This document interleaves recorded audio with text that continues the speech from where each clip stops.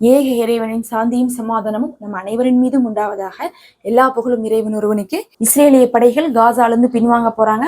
காசாவில சொல்ல போனா போர் நிறுத்தம் அப்படிங்கிற மாதிரியான நிலைமைக்கு பாழாக்கப்பட போறாங்க. தொடர்ந்து போர் நடக்கும். இருந்தாலும் இப்ப என்ன நடந்துட்டு இருக்கோ அத்தனை தாக்குதலையுமே ஒட்டுமொத்தமாக குறைக்க போறாங்க. உள்ளக்குள்ள இருக்கக்கூடிய படைகளை எல்லாம் எடுத்துட்டு வெறும் எல்லைகள்ல இருக்கக்கூடிய படைகளை மட்டும் வைக்க போறாங்க. ஹாஸ்பிட்டல் முகாம்ல எல்லாம் போய் தாக்குதல் செய்யறது, இந்த மாதிரியான வேலைகள் இருந்தெல்லாம் இப்ப இஸ்ரேல் ராணுவம் பின்வாங்க போறாங்க. அது மட்டும் இல்லை, லெபனான்ல இஸ்புல்லாவை எதிர்த்து அணு ஆயுத தாக்குதலே பண்ண போறோம்னு சொல்லி இன்னைக்கு இஸ்ரேல் அறிவிச்சிருக்காங்க. எல்லாமே தடை செய்யப்பட்ட குண்டுகளாக நாங்கள் போட போறோம்னு சொல்லிட்டு ஓப்பனாகவே இன்னைக்கு அனௌன்ஸ் பண்ணியிருக்காங்க. அணு ஆயுதம் பயன்படுத்தினா ஒரு இடமே அழிஞ்சு போயிடும். எந்த தைரியத்தில் இவங்க இப்படி சொல்லியிருக்காங்க அப்படிங்கிறதை பார்க்கலாம். என்னவெல்லாம் விஷயம் வந்திருக்குன்னு சொல்லிட்டு ஒரு தொகுப்பாக பார்க்கலாம். மறக்காம சப்ஸ்கிரைப் பண்ணிக்கோங்க.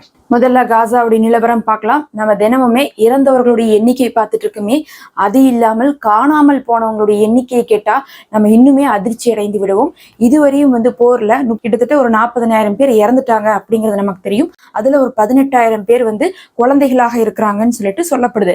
ஆனா இன்னைக்கு வந்த தகவல் என்னன்னா 21,000 குழந்தைகளை காசாவுல காணவில்லைங்கிறாங்க. இறந்தவங்களே 18,000 பேர் தான் உறுதி செஞ்சிருக்காங்க. ஆனா இதுல காணா போனவங்க 21,000 பேர் இருக்காங்க. அவங்க இறந்துட்டாங்களா இல்ல எங்க இருக்கிறாங்க, என்ன ஆச்சு அப்படிங்கக்கூடிய தகவல் தெரியாது. இஸ்ரேல் பிடிச்சிட்டு போயிருக்காங்களா, சிறையில போட்டிருக்காங்களா, பில்டிங் அடியில மாட்டிட்டு இருக்காங்களா, இல்ல பிரிஞ்சு வேற இடத்துல எங்க இருக்கிறாங்க அப்படிங்கக்கூடிய 21,000 குழந்தைகள் கேள்விக்குறியாக இருக்கிறாங்க. அது இல்லாம கன்ஃபார்ம் பண்ணப்பட்டவங்க மட்டுமே 18,000 பேர் குழந்தைகள் இறந்திருக்காங்க. இதே மாதிரி பெரியவர்கள், பெண்கள், ஆண்கள்னு சொல்லி அதிகமானவங்க காணா போயிருக்காங்க. உறுதி செய்யப்பட்ட எண்ணிக்கை மட்டும் தான் நமக்கு இறந்தவங்க லிஸ்ட்லயும் அடிப்பட்டவங்க லிஸ்ட்லயும் வந்துட்டு இருக்கு.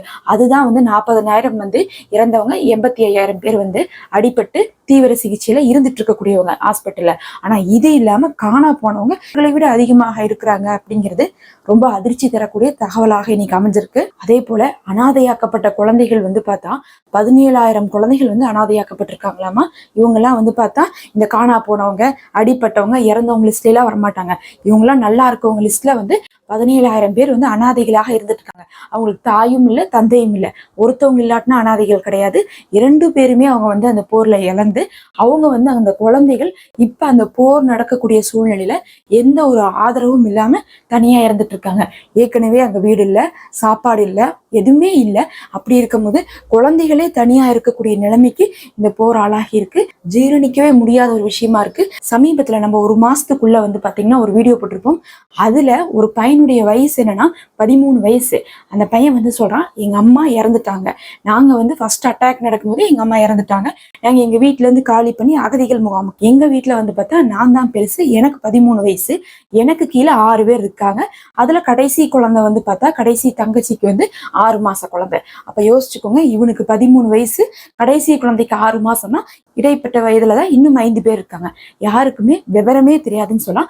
அம்மா இறந்துட்டாங்க சரி, ஆனா போர் ஆரம்பிச்சதுல இருந்தே அப்பா பாக்கல. இவங்க அப்பா எங்க போனாருன்னு தெரியல. அப்பா போனுக்கு கால் பண்ணிட்டே இருக்காங்க, இவங்களுக்கு கிடைக்கவே மாட்டேங்குது. இதுவரை போர் ஆரம்பிச்சதுல இருந்து அவங்க அப்பாவையும் பார்க்காம அப்பா வருவாங்கன்னு நம்பிட்டு இருக்காங்க. ஆனா கூட யார் இருக்காங்கன்னா அம்மாவும் இல்லை, அப்பாவும் இல்லை, சொந்தக்காரங்கலாம் யாருமே அங்க கூட இல்லை. அங்க எல்லார் வீட்லயுமே இறந்துட்டு இருக்காங்க, அடிபட்டு இருக்காங்கன்னா யாரும் யாரையும் போய் கேர் பண்ணிக்கிற மாதிரி நிலைமையில இருக்க மாட்டாங்க. நம்ம எல்லாரும் நல்லா இருக்கும் போது யாருக்காவது அடிபடும் போது சில விஷயங்களை செய்யறதும், ஒரு குறிப்பிட்ட பகுதியில மட்டும் பிரச்சனை வரும்போது உதவி செய்யறதுக்கும், ஒட்டு மொத்தமா எல்லாருமே கஷ்டத்துல இருக்கும்போது யாருமே யாரையும் கண்டுக்க முடியாது, யாருக்கும் யாரும் உணவை கொடுக்க முடியாது. அப்படி இருக்கும்போது இந்த பையன், அந்த 13 வயசு பையன் தான் அவங்களுக்கு கீழே இருக்கக்கூடிய 6 பேர்த்தையுமே பாத்துக்கிறாங்க. அதுல அந்த 6 மாச குழந்தை எதுக்கு அழுகுதுன்னே தெரியல, அழுதுகிட்டே இருக்கு, நைட்டு பூரா அழுகுது. எங்க அம்மா இருந்தாங்கன்னா ஆறுதல் படுத்துவாங்க, ஆனா அவங்க ஷஹீத் ஆயிட்டாங்க. அந்த குழந்தைக்கு நாங்க பால் கொடுக்கறது கூட ரொம்ப கஷ்டப்பட்டுட்டு இருக்கோம்னு சொல்லிட்டு பால் பவுடர் அவங்களுக்கு அப்ப கிடைச்சிருக்குது, அதுல தண்ணி கலக்கி கொடுத்துட்டு இருக்காங்க.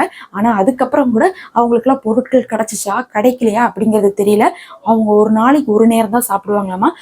இது நாம சொல்றது சாம்பிளுக்கு வெறும் ஒரே ஒரு நபரை சொல்றோம். அங்க ஒரு 7 பேர் அனாதையாக இருக்கிறாங்க. எவ்வளவு கஷ்டமாக இருக்கும்னு நம்ம சொல்றோம். இதே மாதிரிதான் அங்க இன்னும் சின்ன சின்ன குழந்தைகள் இருக்கு. இதெல்லாம் தான் பார்த்தா இருக்கிறதுலே இறந்தவர்களை விட அதிகமான கஷ்டத்தை கொடுக்கக்கூடிய விஷயம். இறந்தவர்களுக்கு கூட அல்லாஹ் குடிக்கிறதுல ஷஹீதுடைய அந்தஸ்து கிடைத்திரும், அவர்கள் கூட நிம்மதியா போயிட்டாங்க. ஆனா தத்தளிக்கிறவங்களெல்லாம் பார்க்கும்போது காசாவுடைய நிலைமை எவ்வளவு மோசமாயிட்டு இருக்குது அப்படிங்கிறது வார்த்தையால சொல்ல முடியாது.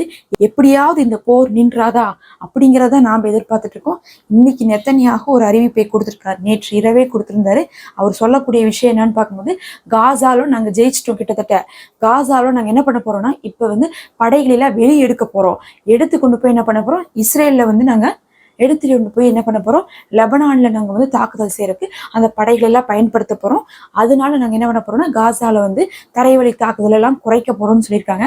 குறைந்தபட்சம் அப்படி இவங்க தரைவழி தாக்குதலை எல்லாம் குறைக்கிறதன் மூலமாகவாது இன்னும் நிறைய பேர் அனாதையாகாம, கை கால்களை இழக்காம அந்த மக்கள் வந்து ஒரு பெருமூச்சு விடுவதற்கு ஒரு வாய்ப்பாக இருக்கும். இப்ப அப்படி ஒரு அழைப்பையும் இப்ப அப்படி ஒரு அறிவிப்பையும் நெத்தன்யாகு அவர்கள் கொடுத்திருக்காரு. ஆனா இதுல திட்டவட்டமாக நெத்தனியாக சொல்லக்கூடிய விஷயம் என்னன்னா, நாங்க வந்து தாக்குதலை தான் குறைப்போமோ தவிர யுத்த நிறுத்தம் அப்படிங்கிறதுக்கு நாங்க நிரந்தர நிறுத்தத்துக்கு வரமாட்டோம். சுதந்திரத்தை நாங்க தர முடியாது உங்களுக்கு. நீங்க வந்து தற்காலிக நிறுத்தத்துக்கு வர்றதுன்னா வாங்க, எங்க பிணைக்கைதிகளை கொடுங்க, கொடுத்ததுக்கு அப்புறம் நாங்க வாங்கிட்டு மறுபடியும் உங்க மேல தாக்குதல் செய்வோம் அப்படிங்கிறதை சொல்லியிருக்காரு. இவருக்கு வேணுங்கிறது வந்து யுத்த நிறுத்தம் கிடையாது, யுத்தமே நிக்க கூடாது அப்படிங்கறதுக்காக தான் இப்படி திமிரு பிடிச்சு பேசிட்டு இருக்கிறது. நாங்க உங்களுக்கு சுதந்திரத்தை கொடுக்க மாட்டோம், உங்களை நிம்மதியா விட மாட்டோம், நீங்க தற்காலிகத்துக்கு வந்துட்டு எங்களுக்கு கொடுத்துருங்க, அதுக்கப்புறம் நாங்க உங்கள்ட்ட சண்டை போடுவோம்னு யாராவது வந்து போரை நிறுத்தணும்னு ஆசைப்படுறவங்க இப்படி ஒரு அறிவிப்பை கொடுக்க மாட்டாங்க. அப்படி ஒரு முரட்டத்தனமான அறிவிப்பை வந்து இஸ்ரேலுடைய பிரதமர் வந்து இன்னைக்கு கொடுத்திருக்காரு. அதனால நம்ம 2-3 நாட்களாக சொல்வதுதான் இன்னைக்கு நீங்க எல்லா சேனல்ல பார்த்தாலும் பார்க்க முடியும். இன்னும் 1 இல்ல 2 நாள்ல வந்து இது அப்படியே காசா இஸ்ரேல் யுத்தமாக இருக்காது, லெபனான் இஸ்ரேல் யுத்தமாக மாற்றப்படும் அப்படிங்கிறதை இஸ்ரேல் தரப்புலேருந்தும் சொல்லியிருக்காங்க. அது எந்த நொடியில நடக்க போகுது, யார் முதல்ல தாக்குதல் செய்ய போறா அப்படிங்கிறது தான் இப்ப அப்பப்ப தகவல்கள் கசிந்து கொண்டிருக்கு. ஹிஸ்புல்லா பிளான் போட்டு வச்சிருக்காங்க, அக்டோபர் 7 கூட மிஞ்சக்கூடிய அளவுக்கு ஒரு தாக்குதலை செஞ்சு நாமளே தொடங்கிடுவோம், எதுக்கு அவங்கள தொடங்க விடணும்னு சொல்லிட்டு. இவர்கள் இல்ல, நம்மளை வந்து இந்த வேலையெல்லாம் பண்ணியிருக்காங்க, அவங்கள வந்து பெருசா ஒரு அட்டாக் கொடுத்து ஆரம்பிச்சுக்கலாம்னு சொல்லிட்டு இஸ்ரேலும் பிளான் போட்டுட்டு இருக்காங்க. இப்படி மாத்தி மாத்தி யார் முதல்ல அடிக்கிறது அப்படிங்கிற அளவுக்கு விஷயம் வந்து நெருங்கிருச்சு. கண்டிப்பா ஓரிரு நாட்கள்ல இது பெரிய பிரச்சனையாக வெடிக்க போகுது. இதனால காசால போர் முடிவுக்கு வராட்டினாலும் போருடைய தாக்கம் எல்லாமே குறைய போகுது. இது இல்லாம நேற்றைய தினமே நம்ம சொல்லியிருந்தோம், நெத்தனியாகு என்ன பண்ணியிருந்தாரு, நாங்க வந்து காசால இருக்கக்கூடிய முக்கியமா ரஃபால இருக்கக்கூடிய எல்லா படைகளையும் அழிச்சிட்டோம்னு சொல்லியிருந்தாங்க.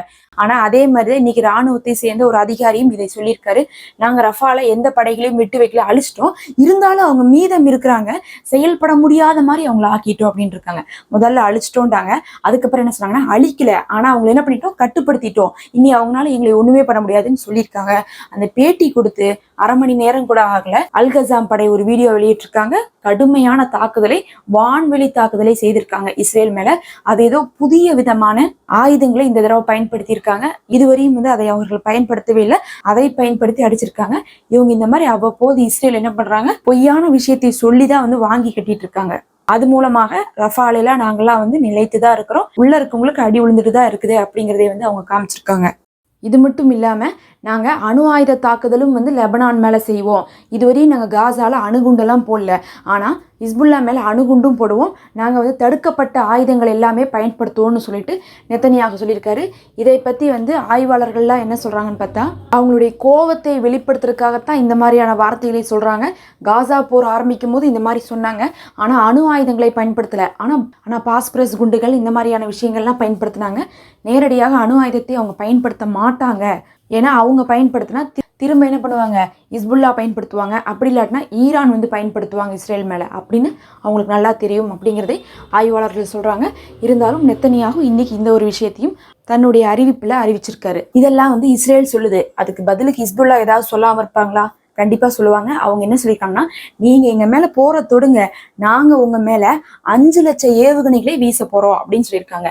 காசால என்னென்னலாம் இவங்க அத்துமீறினாங்க இஸ்ரேல் நமக்கு தெரியும். சொல்ல போனா ஹிரோஷிமா நாகசாக்கி மேல போட்ட குண்டை விட அதிகமான அளவுக்கு காசால போட்டிருக்காங்க. அத்தனை நபர்களை வந்து கொன்னு குவிச்சிருக்காங்க.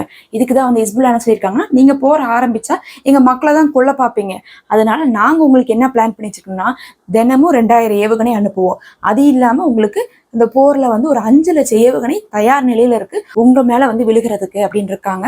தினமும் 2000 ஏவுகணைனா நம்ம நினைத்து கூட பார்க்க முடியாது.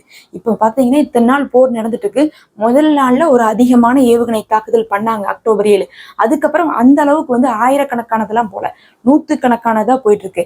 இப்ப இவங்க சொல்றது பார்த்தா தினமும் 2000னா இஸ்ரேலுக்கு அந்த அக்டோபர் 7 விழுந்த அடிதான் ஒவ்வொரு நாளும் வந்து ஹிஸ்புல்லாவோடு போர் செய்யும் போது விழப்போகுது அப்படிங்கிறதை தெரிஞ்சுக்கலாம்.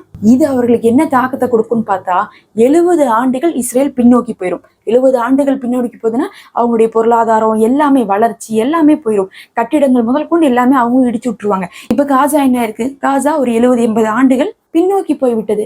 இதுக்கு முன்னாடி வந்து 100 வருஷத்துக்கு முன்னாடி எப்படி இருந்துச்சோ அந்த நிலைமை கொண்டு வந்துட்டாங்க. ஒண்ணுமே அங்க கட்டமைப்பே இல்லைன்னா ஜீரோல இருந்து அவங்க ஸ்டார்ட் பண்ணோம். அப்ப காசாவை அதை தான் அவங்க பண்ணிருக்காங்க.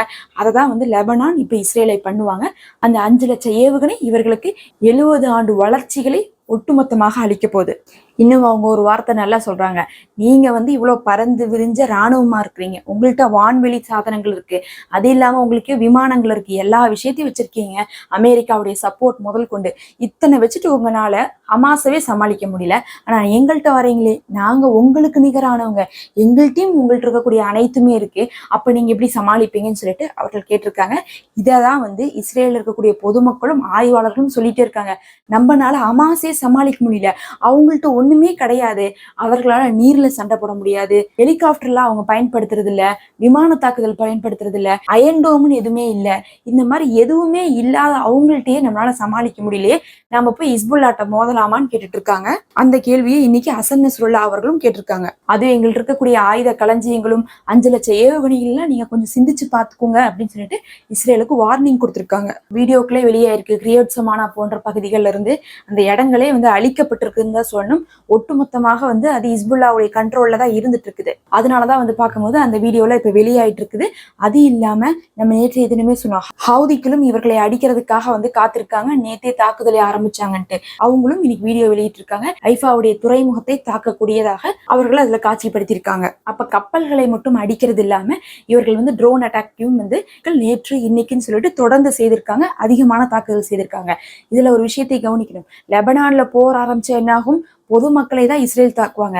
அதனாலதான் முன்கூட்டியே இஸ்ரேல் என்ன பண்ணிட்டாங்க, எல்லையில இருந்த பல லட்சம் மக்களை கொண்டு போய் வெளியேற்றிட்டாங்க. அதே மாதிரிதான் லெபனான்லயும் பொதுமக்களை அந்த குறிப்பிட்ட பகுதியிலிருந்து வெளியேற்றி வச்சிருக்காங்க. அங்கேயும் வந்து பொதுமக்கள் இல்ல, சேஃபா தான் இருந்துட்டு இருக்காங்க. பொதுமக்கள் சாகக்கூடாது அப்படிங்கறதான் வந்து ரொம்ப முக்கியமாக இருந்துட்டு இருக்கு ரெண்டு பக்கமுமே. அதனால இந்த தடவை வந்து லெபனான் இஸ்ரேல் போல பொதுமக்களுடைய சாவு அப்படிங்கிறது குறைவாக இருக்கும்.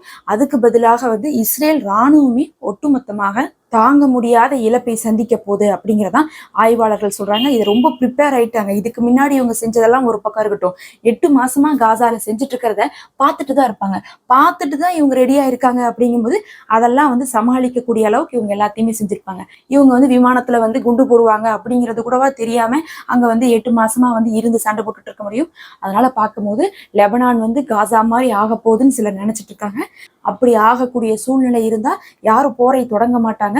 அவங்க தைரியமா போற தொடங்குறாங்க. கண்டிப்பா இந்த தடவை இஸ்ரேல் தான் வந்து பின்னோக்கி போக போகுது.